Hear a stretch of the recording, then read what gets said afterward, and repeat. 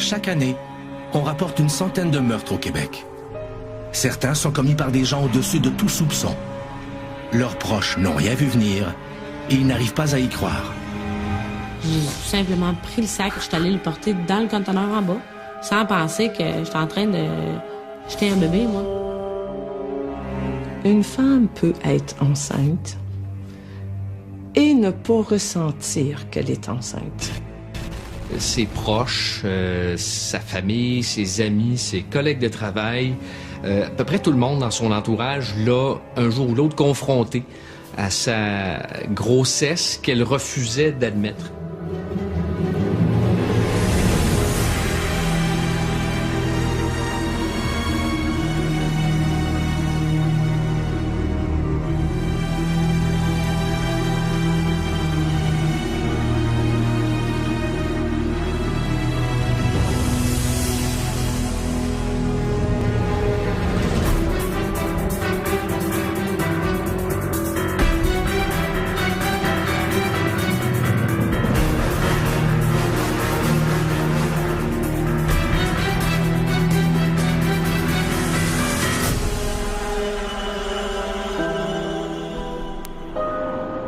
Le lundi 14 juillet 2008, vers 16h, une infirmière de la clinique médicale Giffard, à Québec, loge un appel à la centrale 911.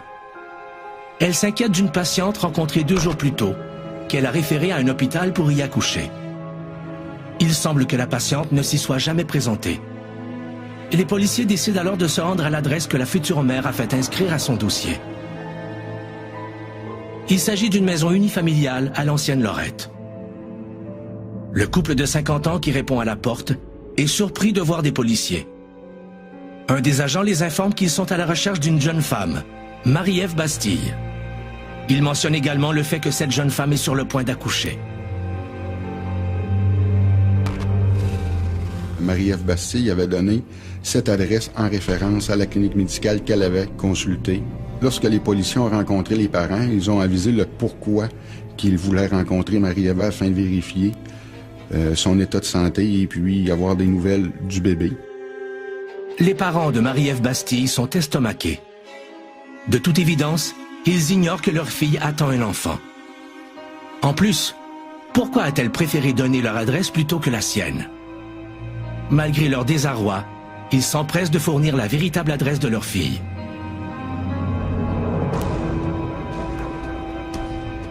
Les agents s'y rendent sur le champ. Ils sonnent à un des appartements d'un petit immeuble de Limoilou, un quartier de la ville de Québec. Cette fois, une jeune femme leur répond. Cette personne s'est identifiée en disant qu'elle était la coloc de Marie-Ève Bastille. Les policiers veulent une preuve. Coincée, la jeune femme tire une carte du portefeuille laissée sur la table du salon. La photo parle d'elle-même. La jeune femme n'est pas la colocataire, mais bien Marie-Ève Bastille. Une fois que Marie-Ève Bastille s'était identifiée correctement avec son vrai nom en disant qu'elle avait menti parce qu'elle était nerveuse, elle a dit aux policiers qu'elle n'était pas enceinte et qu'elle n'avait pas accouché. Mais il s'agit d'un nouveau mensonge. Quelques instants plus tard, elle s'est ravisée en changeant sa version en disant qu'elle avait accouché il y a quelques semaines chez une amie. Comment se fait-il que l'infirmière de la clinique où elle s'est présentée quelques jours auparavant a jugé qu'elle était sur le point d'accoucher? Que signifie cette succession de mensonges?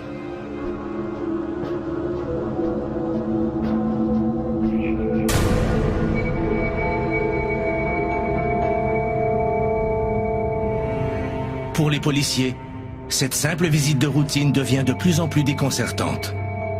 Ils ne sont pas au bout de leur surprise. Qu'est-ce qui arrive là, qui vient mettre le punch, c'est que là, Marie-Ève Roy, la conjointe de l'époque, arrive. Et puis elle dit la vérité. J'arrive chez moi, il y a de la police partout. Je dis, mon Dieu, qu'est-ce qui se passe dans le coin? Je pense même pas que ça peut être chez moi, là. Je monte les escaliers, puis la porte est entrouverte. Marie-Ève est assise sur le sofa. Là, elle me regarde.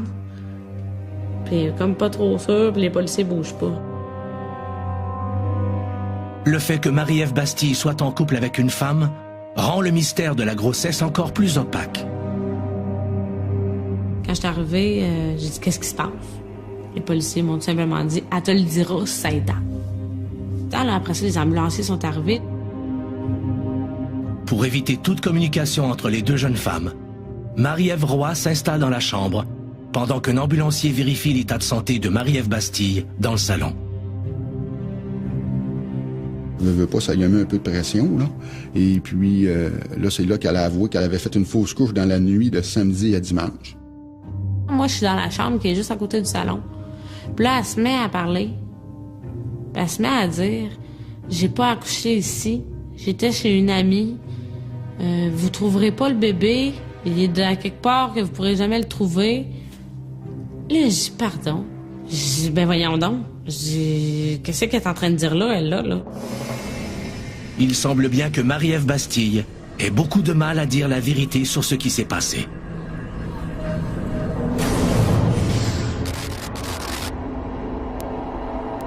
Marie-Ève Bastille a 22 ans. Elle est née le 10 septembre 1985 à l'Ancienne-Lorette. Bastille est la fille unique et adorée d'un couple à l'aise financièrement et éduqué. Son père est un fonctionnaire de carrière et sa mère est très impliquée dans les organismes sociaux. Bastille semble avoir eu tout ce qu'il fallait pour mener une vie heureuse. Marie-Ève était très joyeuse et très souriante, toujours prête à rendre les autres heureux. C'était quelqu'un qui était attirant avec son charme, son charisme. La jeune femme a la réputation d'être brillante. Qu'on parle d'école ou qu'on parle de culture personnelle, c'est une femme très intelligente. Tout au long de son parcours académique, Marie-Ève performe très bien. Ses parents sont très fiers de ses résultats scolaires. Au cégep, elle est admise dans l'un des programmes préuniversitaires les plus difficiles, le baccalauréat international en sciences pures. Elle disait qu'elle voulait même devenir pédiatre. À un certain moment donné dans sa vie, c'est ce qu'elle voulait faire. Parallèlement à ses études, Marie-Ève occupe divers emplois à temps partiel. Marie-Ève Bastille a été mon emploi à titre de caissière et éventuellement gérante pour moi dans un commerce de dépanneur. Elle était merveilleuse, accueillante les clients, sociable, vraiment une bonne employée. La jeune femme vit en couple avec Marie-Ève Roy depuis 3 ans. On travaillait au même endroit. On s'est rencontrés comme ça, tout simplement. On a commencé à se jaser. Puis avec le temps, ben, on s'est venu à une relation. C'est la première fois que Marie-Ève Bastille vit une relation homosexuelle. On avait quand même une relation, une belle relation.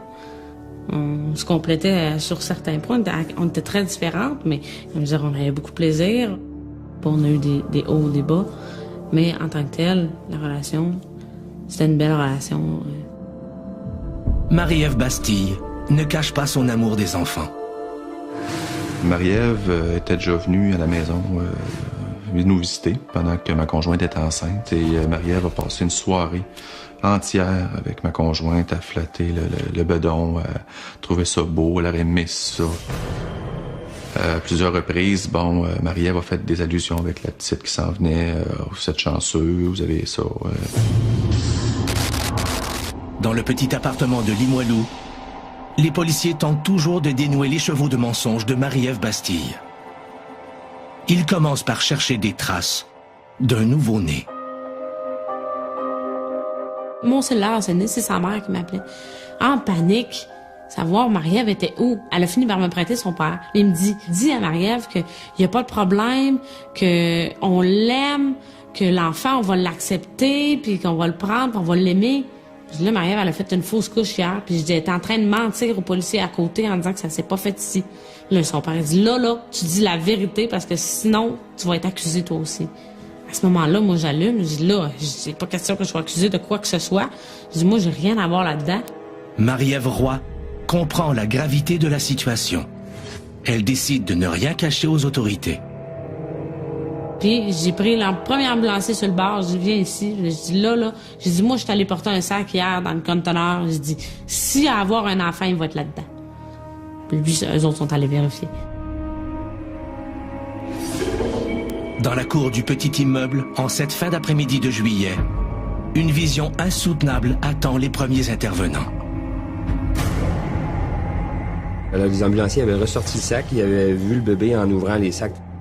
Au moment où moi je suis arrivé sur place, il était encore enveloppé dans les sacs de poubelle, mais il avait été sorti du conteneur à vidange. L'ambulancier qui a fait la découverte s'est reculé, puis pour lui, la journée a été terminée. Il n'a pas été capable de continuer.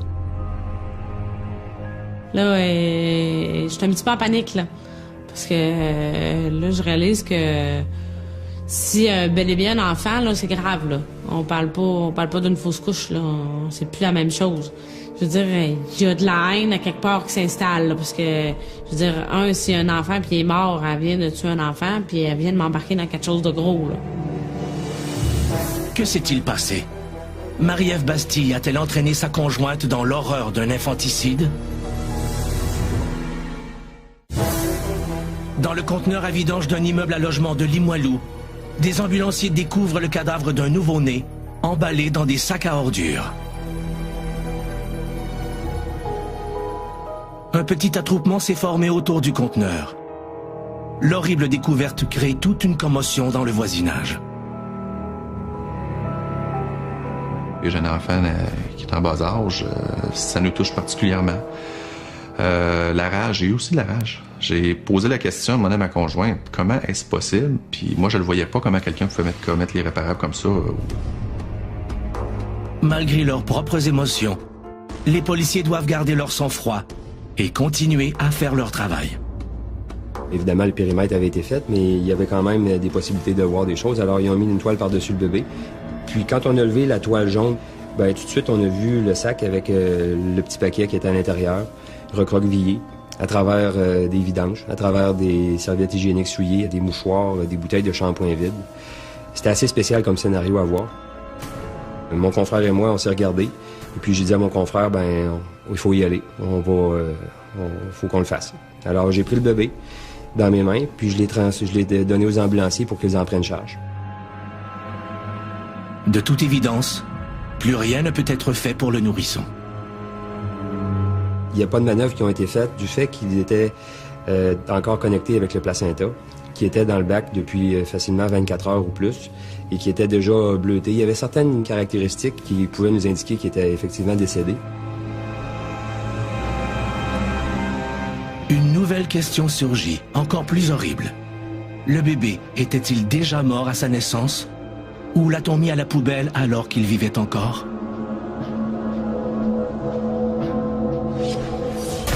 Avant d'évoquer l'hypothèse d'un infanticide, les enquêteurs doivent d'abord trouver des preuves.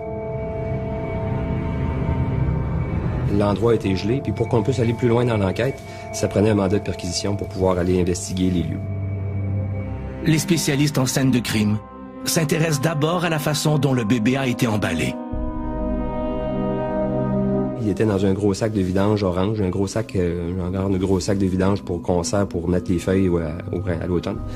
Alors, c'était un gros sac comme ça, mais ce sac-là, il contenait encore un autre sac blanc dans lequel là, il y avait encore d'autres sacs, puis le bébé était à l'intérieur. Alors, au total, il y avait 4 sacs. Manifestement, on a pris soin de bien camoufler le petit corps. Nous, notre objectif, c'est de faire un lien avec ce sac à poubelle-là et l'appartement en question. Lorsqu'on fouille la salle de bain dans l'appartement, ce qui nous sautait aux yeux sur les étagères de la salle de bain, c'était des serviettes hygiéniques de la même marque, des cotons-tiges, des mouchoirs de même nature. Et puis, dans la pharmacie de la salle de bain, on a trouvé un test de grossesse sans emballage qui, visuellement, nous semblait pas avoir été fait.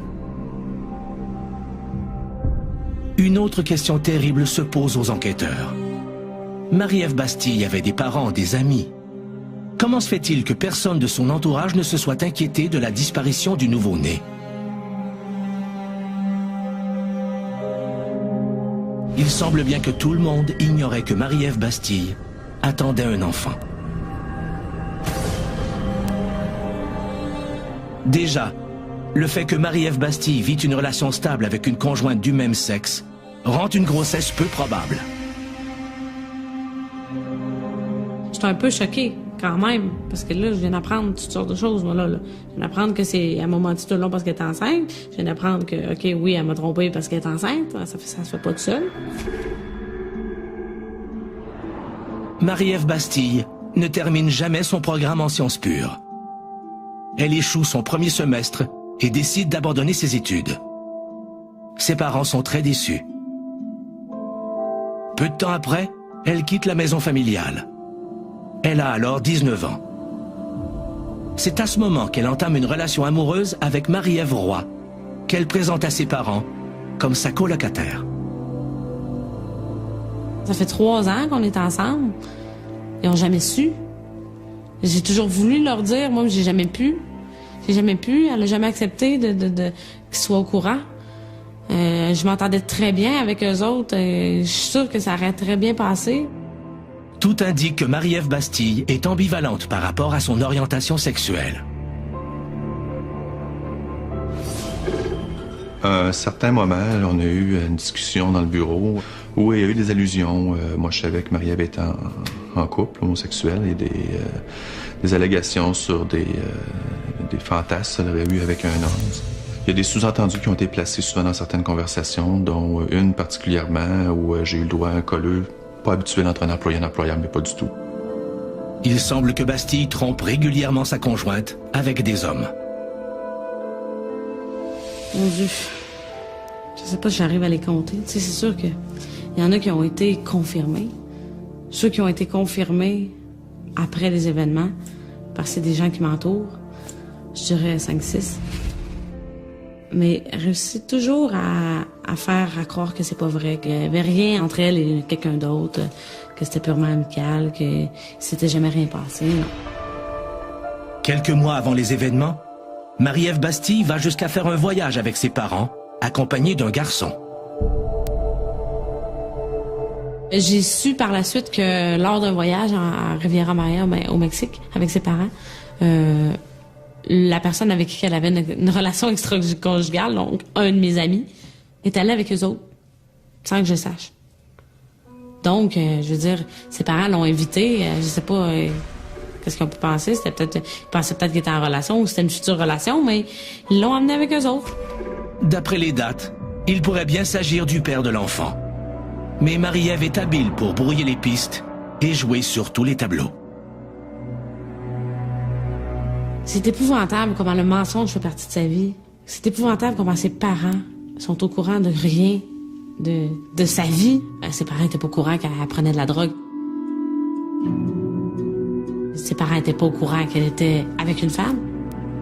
Menteuse pathologique née. C'est ce que je veux toujours dire.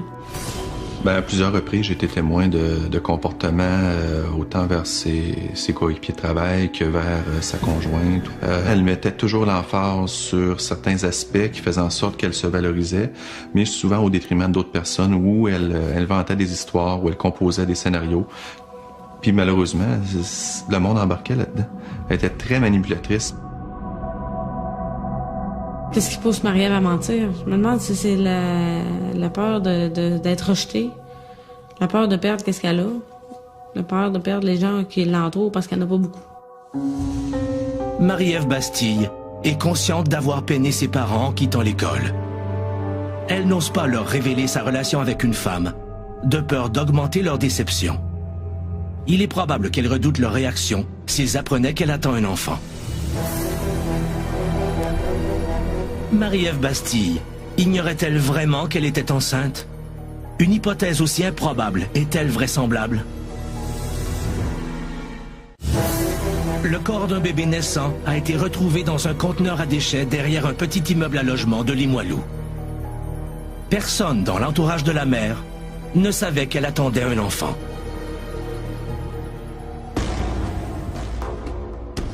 Dès que son secret est mis à jour, Marie-Ève Bastille affirme que le bébé était mort à la naissance. Les enquêteurs en doutent. Tout de suite après la découverte du petit cadavre, les techniciens en scène de crime ratissent le logement occupé par Marie-Ève Bastille. Ils cherchent à déterminer si l'enfant était vivant ou mort à sa naissance. Parce qu'on avait déjà l'information de par les enquêteurs que l'accouchement avait lieu possiblement dans la salle de bain. La salle de bain, visuellement, nous semblait impeccable. Pas d'éclaboussures dans la toilette, dans la douche, au plancher, lavabo, pas de résidus de pâte à dents dans le lavabo. Nous laissait croire que la salle de bain avait été nettoyée récemment. De toute évidence, Marie-Ève Bastille a tenté de faire disparaître toutes les traces de son accouchement. Mais elle n'a pas réussi. Il y a des produits qui existent pour l'identité judiciaire, des produits qui nous servent pour trouver des traces de sang invisibles à l'œil nu. En l'occurrence, le luminol.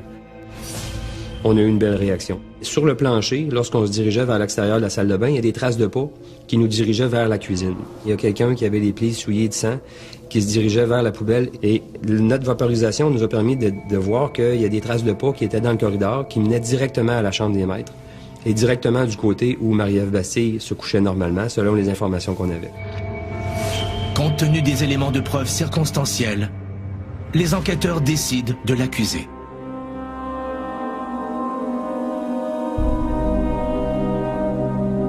Les policiers ont procédé à l'arrestation de Marie-Ève Bastille sous le chef d'accusation de infanticide. Marie-Ève Roy est immédiatement considérée comme sa complice. Un chef d'accusation sur la conjointe de madame a été porté, soit suppression de part, ce qui veut dire que c'est quelqu'un qui se débarrasse d'un cadavre dans l'intention de cacher la naissance du bébé. Nous autres, on s'est rendus à l'hôpital pour faire un examen externe du bébé. Pour ce qu'on pouvait voir, il n'y avait pas de blessure apparente, puis le bébé nous semblait complet, il n'y avait pas de fracture, rien, ou de déformation du crâne qui pourrait être due à une fracture ou des choses comme ça. Pendant ce temps, Marie-Ève Bastille est admise au centre hospitalier de l'Enfant Jésus et placée sous surveillance policière. Comme elle a accouché chez elle, toute seule, il faut lui donner des soins. Le mystère de cette grossesse que la jeune femme semble avoir voulu garder secrète interpelle tous ceux qui l'approchent. Comment se fait-il que personne n'ait constaté son état? Pas même sa conjointe qui vivait avec elle au quotidien. Marie-Ève était rendue sédentaire, donc mangeait beaucoup, bougeait pas beaucoup, donc engraissait. Pour nous, c'était normal. Ses parents la voyaient à une fréquence peut-être plus éloignée, donc quand ils la revoyaient, ils avaient l'impression qu'elle avait peut-être un peu pris de poids, mais c'était pas si évident que ça.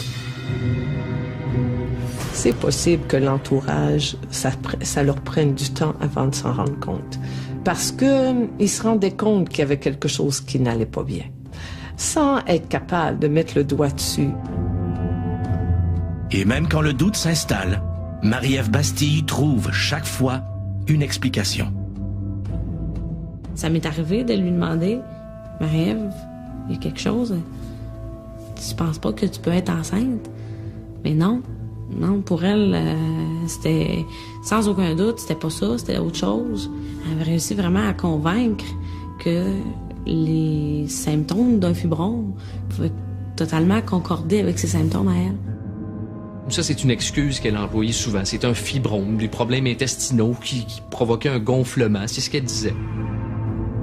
2 mois avant terme, les rondeurs pourtant discrètes de Marie-Ève suscitent un peu plus de questions. À partir de mai-juin, je veux dire, ça commence à être plus... c'est un ventre un petit peu plus flagrant. C'est par rapport à sa grosseur naturelle, que Marie-Ève était extrêmement petite, là. Je veux dire... Elle était faite, excusez l'expression, mais c'est un frame de chat. Là, c'est pas juste moi qui lui demandais, c'est les gens autour. Mais elle répondait toujours de la même manière. Puis même, ça la choquait. Ça la choquait, ça la faisait pleurer, ça la rendait triste. Elle disait que les gens avaient pas confiance en elle. Donc le fait de réagir de cette façon-là, ça ne nous aide pas à croire que c'est le cas. Pour en avoir le cœur net, Marie-Ève Roy oblige sa conjointe à passer un test de grossesse. Marie-Ève Bastille le rate en urinant à côté du bâtonnet. Même si elle allait accoucher 1 semaine plus tard, il semble bien qu'elle n'était pas prête à affronter la vérité. Les enquêteurs attendent toujours les résultats d'analyse qui vont leur permettre de déterminer la condition de l'enfant quand il est venu au monde. J'ai eu un retour de l'enquêteur qui était à l'autopsie. Et puis ce dernier m'informe que le bébé, c'est un bébé vivant à la naissance. Le pathologiste a été capable de déterminer que le bébé avait respiré à la naissance. Surmontant avec difficulté leur sentiment d'horreur, les enquêteurs en viennent à la conclusion que Marie-Ève Bastille a une fois de plus menti quand elle a prétendu que l'enfant était mort-né. Il leur incombe désormais de déterminer comment le nouveau-né est mort. Et lorsque le bébé a subi l'autopsie, il y a des blessures qui ont été remarquées qui n'étaient pas apparentes à l'examen externe.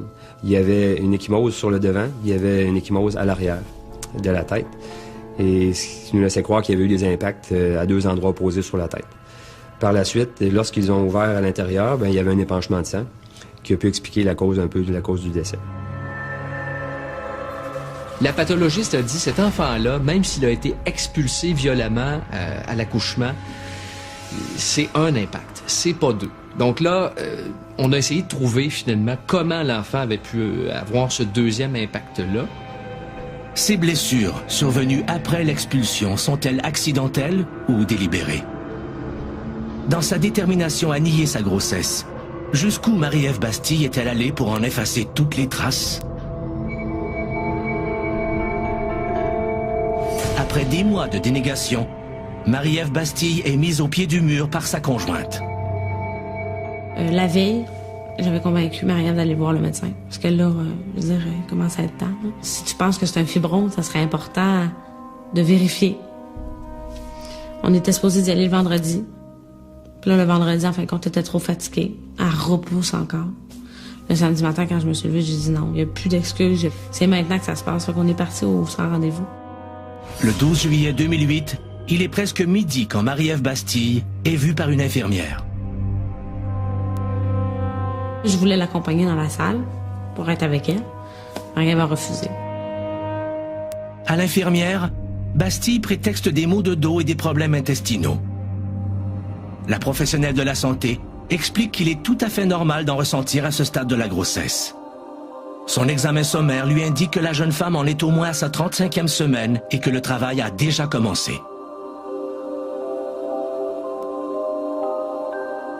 Marie-Ève Bastille est étonnée. Elle affirme ne pas savoir qu'elle est enceinte. L'infirmière maintient qu'il n'y a aucun doute possible. Marie-Ève lui dit alors qu'elle va prendre ses responsabilités et promet de se rendre immédiatement à l'hôpital Saint-François d'Assise, comme l'infirmière le lui suggère. C'est en sortant qu'elle me dit que l'infirmière va la rappeler. Elle me dit au mardi pour lui donner un rendez-vous chez un gynécologue. Moi, je vois ça comme parfait. En aucun moment, elle me le dit qu'il y avait une possibilité qu'elle soit enceinte. Aucun moment. Mais la jeune femme n'ira jamais consulter en obstétrique, comme elle l'a promis à l'infirmière.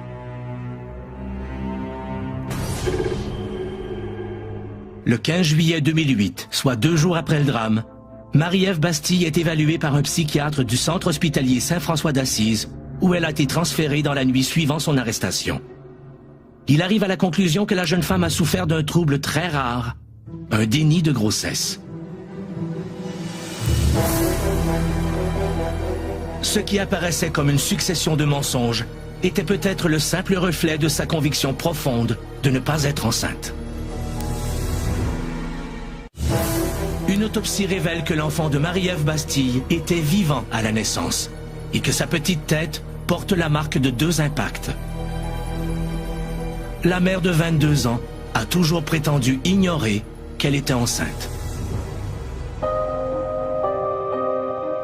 Même après sa visite à la clinique, où elle se fait annoncer un accouchement imminent, Marie-Ève Bastille continue de nier la réalité. Le récit des 24 heures qui précèdent la naissance de son enfant fait frissonner. Moi, j'ai pas de doute à rien, c'est parfait. Donc, on continue notre journée. J'avais prévu aller voir mon père cette fin de semaine. Les jeunes femmes prennent alors la route en direction de Saint-Siméon, dans la région de Charlevoix. Une longue randonnée sur des chemins tortueux. Lorsqu'elle est dans la voiture, moi, je le sais pas. Mais effectivement, elle est en travail. En voiture, là, elle a un oreiller dans le dos. Ça va faire 2 heures de route, là, à se tortiller. Mais pas... je veux dire, elle crie pas parce qu'elle a des contractions. Elle se retient. C'est quand on y repense, c'est épouvantable. C'est 2 heures aller-retour, donc 4 heures de taux. En travail. Tout au long de la visite chez son beau-père, Marie-Ève Bastille continue à ne rien laisser paraître. Souper très normal. Encore là, on a mal dans le dos. On mange sur la terrasse avec mon père. On jase. Après le souper, ben, c'est sûr que là, commence à être fatiguée, elle a mal dans le dos. Je dis, on va y aller. On va retourner à la maison. Pas de la raffiler. Tu sais, ça répète n'importe quoi. Il est presque 22 heures quand les 2 Marie-Ève sont enfin de retour à la maison. On s'installe dans le salon, on relaxe, elle fume un petit bout de joint pour se détendre. C'était son moyen de détendre. Puis là, elle se réalise qu'elle a encore mal dans le dos. Fait qu'elle dit, je vais aller me faire couler un bain. C'est possible qu'elle ait de la difficulté justement à réaliser que c'est un bébé qui s'en vient, jusqu'à ne pas ressentir les contractions ou penser que c'est une menstruation normale ou que c'est des problèmes intestinaux, là. Dans la salle de bain, Marie-Ève Bastille ne fait rien qui alerte sa conjointe. Même quand le travail se fait de plus en plus violemment ressentir. Je suis partie me coucher dans le lit, j'ai sorti mon livre, j'étais en train de lire un bon livre, donc j'ai commencé à lire. Puis à un moment donné, je suis tombée endormie sur mon livre. Je me suis réveillée par sursaut parce que je me suis endormie sur mon livre. J'ai demandé si tout allait. Marie-Ève, ça va bien? Ça va-tu dans le bain? Elle a dit oui. Ton de voix normale, pas de problème, pas de détresse, là. Je sais aucunement il est quelle heure. Je dis, moi, je sais pas ça fait combien de temps je viens de dormir. Je mets mon livre à côté, je ferme la lumière, puis je me couche. Pendant plusieurs heures, dans la nuit du 12 au 13 juillet 2008, Marie-Ève Bastille affronte seule les douleurs de l'accouchement. Sa conjointe, qui dort dans la pièce d'à côté, ne se doute de rien. Durant l'accouchement, il n'y a eu absolument aucun son. Mais la porte de la chambre est ouverte. La salle de bain est à 5-6 mètres. Pas très loin, là. Je m'endors, j'entends rien. C'est sûr que je dors très fort. Un train va passer, ça me réveillera pas. Donner naissance pour la première fois est exigeant, même dans les meilleures conditions. Le refus de Bastille de reconnaître sa grossesse ne facilite pas les choses. Dans un déni de grossesse, un des problèmes, il y en a plusieurs, c'est que la grossesse évolue pas normalement, mais le déroulement à l'accouchement est difficile aussi. Parce que la grossesse va servir pendant ces 9 mois-là à se préparer à accueillir le bébé. Alors ça complique vraiment, et pour le bébé et pour la maman, si la maman n'a pas eu ce temps-là. Alors, si elle a juste quelques minutes quand le bébé sort pour l'accueillir, vous comprenez le choc qui peut arriver. Ce choc peut-il aider à comprendre l'issue dramatique de ce qui a suivi? Il n'y a qu'elle qui sait vraiment ce qui s'est passé et sa version est très vague parce qu'elle aurait oublié, elle aurait été victime peut-être d'une perte de conscience ou du moins c'est ce qu'elle prétend. Pourtant, la poussée d'adrénaline exigée au moment de la délivrance a plutôt l'effet contraire, en donnant à la mère des forces insoupçonnées.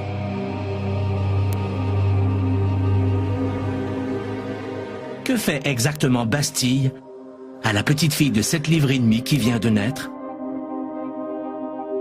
Elle a dit qu'elle avait frotté l'enfant, qu'elle l'avait pris dans ses bras, mais que l'enfant était déjà mort-né. L'enfant a respiré au moins 1 minute, ça a été démontré ça. L'enfant était en bonne santé quand il est né. Pourquoi il est mort? Seule Marie-Ève Bastille le sait. Dans les minutes qui suivent, Marie-Ève Bastille fait tout ce qu'il faut pour oublier ce qui vient d'arriver. Pour elle, ni la grossesse ni le bébé ne semblent avoir existé. Elle n'a jamais appelé le 911, elle n'a jamais appelé à l'aide. On peut pas mettre tout sur le dos du déni de grossesse. Marie-Ève Bastille a dit qu'elle n'avait pas eu la force d'appeler le 911, mais elle a eu la force, par contre, de tout ramasser, d'effacer les traces dans la salle de bain, de se déplacer dans la cuisine, aller chercher un sac, revenir, mettre le cadavre de l'enfant dans un sac et ensuite l'amener dans la poubelle de la cuisine. Ce n'est qu'ensuite que Marie-Ève Bastille va se coucher comme si de rien n'était, aux côtés de sa conjointe.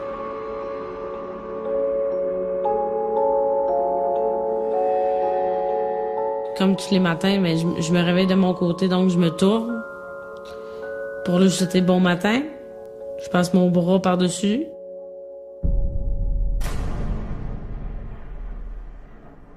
Il y a quelque chose qui marche pas, là. Il manque un bout, là. Il y avait un ventre, puis il n'y en avait plus. Qu'est-ce qui s'est passé? Elle me répond, mon bouchon de menstruation est sorti. Là, je suis endormie, je dis, là, tu me prends-tu pour une folle, là? Puis elle finit par dire, ben, j'ai fait une fausse couche. Encore une fois, Marie-Ève Bastille n'arrive pas à dire la vérité. N'est-elle pas consciente d'avoir mis au monde un enfant à terme? Dans ma tête, là, dans ma tête, tout se bouscule. Je dis, OK, là, elle était vraiment enceinte, là. Je veux dire, elle vient de faire une fausse couche. Une fausse couche, pas un fibrome, là. Elle était enceinte. Fait que là, je me lève parce que là, il fallait que j'aille aux toilettes. Moi, j'étais due, c'est le matin. Fait que là, quand elle me levait, elle dit, fais pas le saut, là, il y a encore plein de sang dans le bain. Je dis, regarde, là, repose-toi, là. Reste couché, je vais juste au moins nettoyer le bain, je vais jeter les affaires après.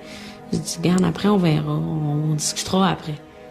Nettoie le bain, fais ça comme il faut, nettoie, il y en avait un peu sur le plancher, nettoie le plancher. Moi, je pense pas que je suis en train de tout effacer. Je pense pas que je suis en train d'effacer des preuves de quoi que ce soit, là. Je veux dire, moi, elle a fait une fausse couche, là. Je suis juste en train de l'aider, là.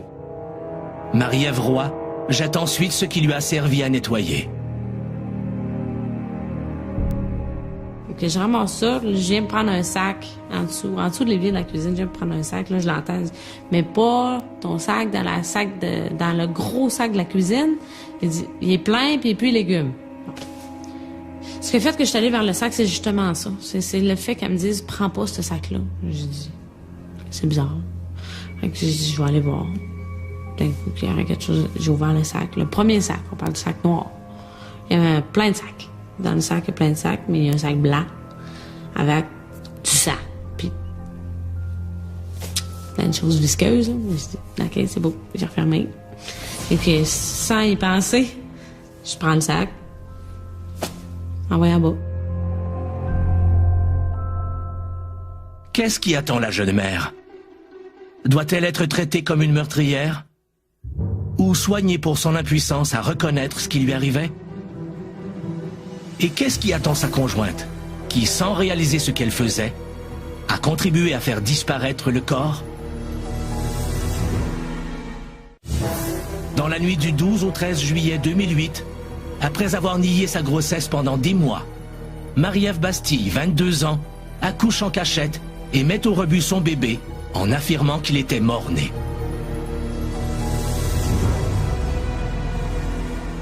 C'est après son transfert à l'hôpital pour évaluation que Marie-Ève Bastille réalise enfin ce qui est arrivé. Elle craque. L'enfant dont elle a tant nié l'existence devient une réalité. On a aussi appris qu'elle l'avait baptisé, elle l'a nommé Ariane, et qu'elle s'est fait tatouer la lettre A. Il y a eu une cérémonie funèbre aussi là, par la suite.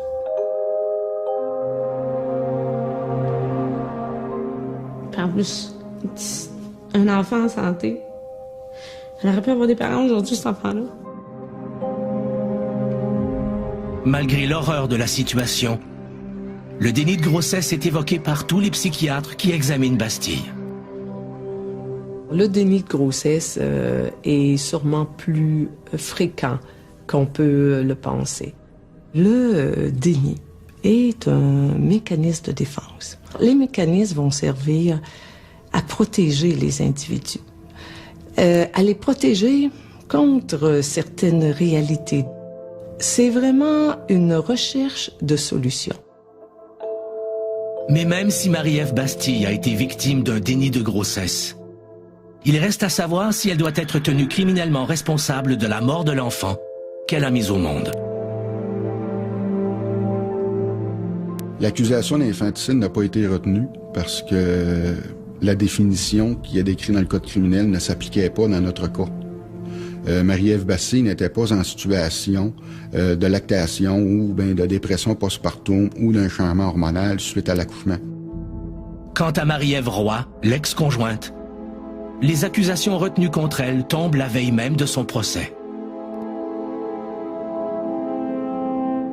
Le chef d'accusation de suppression de part a été retiré parce qu'on n'était pas capable de faire la preuve hors de tout doute raisonnable que la conjointe savait que c'était un bébé qui était dans le sac de poubelle quand il a été le porté au chemin. C'est normal qu'il n'y ait pas assez de preuves. Je veux dire, j'ai jamais su qu'il y avait un enfant dans le sac. Je peux pas avoir supprimé un corps. Donc, c'est tout simplement ça qui est arrivé. Ça a été quand même un long processus. Je pouvais pas sortir du Québec. Je pouvais pas avoir aucun contact avec la famille, à Marie-Ève, aucun contact avec elle. Cette affaire constitue une première dans nos annales judiciaires et elle frappe l'imaginaire. Le juge a retenu le syndrome, le déni de grossesse, a reconnu l'existence du déni de grossesse. Je pense qu'il n'y a pratiquement pas de jurisprudence, sauf erreur. Au Québec, c'était probablement le premier cas médiatisé. L'atmosphère était lourde parfois dans la salle d'audience parce que on voyait Marie-Ève Bastille qui échangeait des regards avec sa mère et souvent, là, elle éclatait en sanglots. On la voyait, on l'a vu pleurer beaucoup. Le 24 septembre 2010, Marie-Ève Bastille choisit de plaider coupable pour homicide involontaire. Il n'y a pas eu de procès, mais il y en a presque eu un quand même avec les représentations sur la peine qui ont duré 3 jours. Ce qu'il fallait déterminer, c'est son degré de responsabilité, et c'est là que la couronne et la défense ne s'entendaient pas, mais pas du tout. La couronne demandait 5 ans de pénitencier, alors que la défense, elle, disait, elle a fait déjà 15 mois de prison, c'est assez, on devrait la remettre en liberté, cette fille-là a besoin d'aide, et non pas d'être en détention. Le juge, finalement, s'est rabattu sur la notion de doute raisonnable. On n'a pas été capable de démontrer, hors de tout doute raisonnable, que l'enfant a été violenté par Marie-Ève Bastille. Le 3 novembre 2010, Marie-Ève Bastille connaît sa sentence. Elle est condamnée à 3 ans de prison.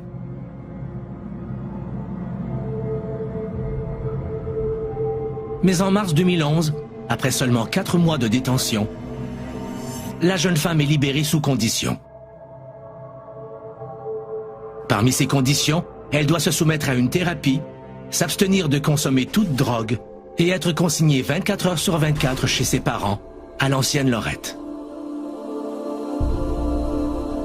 Ses parents, je pense que c'est les personnes que je plains le plus sur la terre. Je trouve ça tellement triste, c'est tellement des bonnes personnes. J'y en veux pour eux. C'est pas quelque chose à faire vivre à ses parents. Marie-Ève Bastille a été confrontée par bien des gens et elle a menti à tout le monde, y compris les policiers, les ambulanciers, le premier psychiatre qu'elle a rencontré. Elle a menti à tout le monde.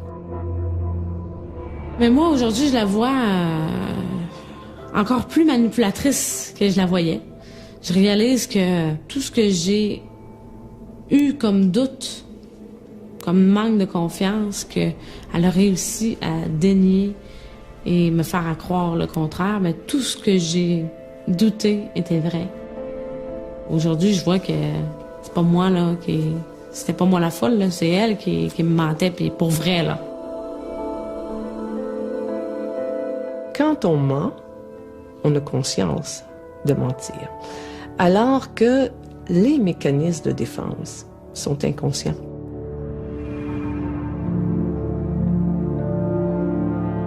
On ne saura jamais ce qui s'est passé dans la tête de Marie-Ève Bastille.